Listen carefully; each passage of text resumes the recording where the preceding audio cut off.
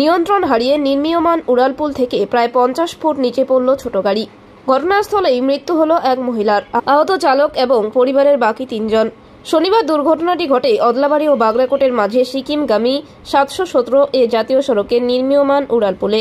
মৃতের নাম নাংশেল তামাং, বয়স 39 বছর। গাড়ির চালক নেহাল ছেত্রীর বক্তব্য, এদিন মিরিকের বাসিন্দা পবন তামাং, তার স্ত্রী নাংশেল তামাং, মেয়ে ইয়াংকি এবং ছেলে ইয়াংডেনকে নিয়ে পবন তামাংয়ের শ্বশুরবাড়ি কালিম্পং জেলার চারকল গ্রাম থেকে মিরিকের উদ্দেশ্যে রওনা হয়েছিলেন।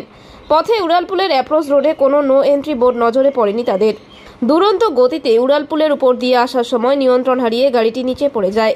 স্থানীয়রা ছুটে এসে তাদের উদ্ধার কাজে হাত লাগান। অদলাবাড়ি গ্রামীণ হাসপাতালে নিয়ে যাওয়া হলে সেখানে কর্তব্যরত চিকিৎসক নাংশেল তামাংকে মৃত বলে ঘোষণা করেন। আহত বাকিদের মধ্যে ইয়াংকি এবং ইয়াংডেনের চোট গুরুতর হওয়ায় তাদের শিলিগুড়ির একটি নার্সিংহোমে স্থানান্তরিত করা হয়েছে।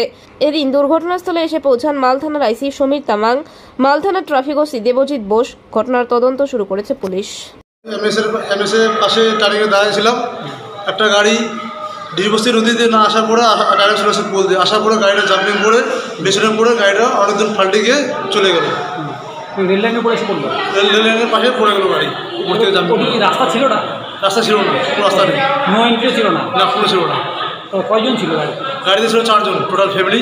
একজন মারা গেছে, একজন মারা গেল আর 3 জন জীবিত আছে, খুব ভালো আছে।